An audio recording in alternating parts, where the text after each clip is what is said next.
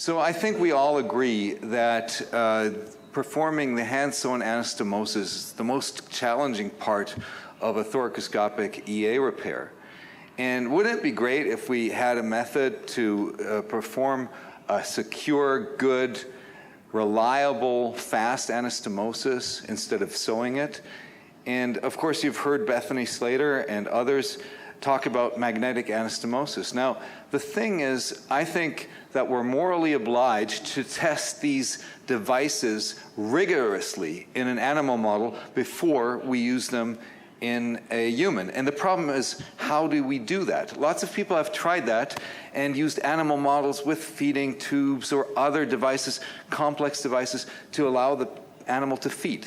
Now, can we get presentation 25? Yeah. Sorry to interrupt you, but I know we want to see your slides. Yeah. Presentation 25, please. There we go. Thank you so much. That's great. So here you see it. I know the ones that were in the lab know what I'm talking about, and the others ones know for sure what I'm talking about. So last year at IPEG, Mike Harris and I were talking about how can we get an animal model where we can test it so that the animal can feed and grow. And this is what we came up with. So instead of performing, bypass loop, or Roux-en-Y loops or feeding tubes, we thought maybe we should do a bypass loop with the native esophagus. In this way, we can test the magnetic anastomosis, and at the same time, via the loop, the animal can feed naturally. And then we actually went to the model and created it. This is what it looks like in vivo. So you see the loop in the vessel loop. You see the arrows where the magnets are compressing the esophagus, and you see that there is a little gap there, and that is between the new anastomosis and the original esophagus, the bypass loop. We tested this in Pietran piglets that are 2 months old, weighing about 15 kilograms. And after that, we let them live for 6 hours. This is a short-term study, just to make sure that we could actually do this, a feasibility study.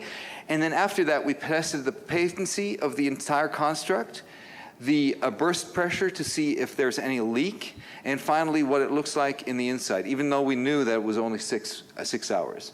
So this is what it looks like after anesthesia. This pig just woke up from anesthesia, and they're feeding chow that is colored with methylene blue. And you can see that on the opened stomach, the pig does not have any dysphagia, and secondly, in the stomach, we could see the methylene blue. And you see the entire explanted foregut here, and in the middle, you can see the construct, our little bypass loop, and the magnetic anastomosis on the right. This is what it looks like when you explant it, and you see the catheter that is going through the bypass loop, but you also see the beginning magnetic anastomosis on the bottom. This is what it looks like from the inside, the mucosa, and you see even after 6 hours, the compression has already formed like a little erosion where the future anastomosis is going to be. This is the pressure test, the burst pressure test, and you can see this is just a standard blood pressure cuff meter that we could apply up to 80 kilopascal, a lot of pressure, without this coming apart. So at least in the early time, we know that it's not leaking. So in summary, we believe that this is a very useful model because it allows us to test such devices that we talked about this morning, these different types of magnets to perform an anastomosis. It allows the pig to eat at the same time, and therefore, we can look at the long-term dynamics and how the tissue remodels. And that is important because, as you heard, one of the big issues is stricture formation, but that's tissue remodeling. So we need to look at that.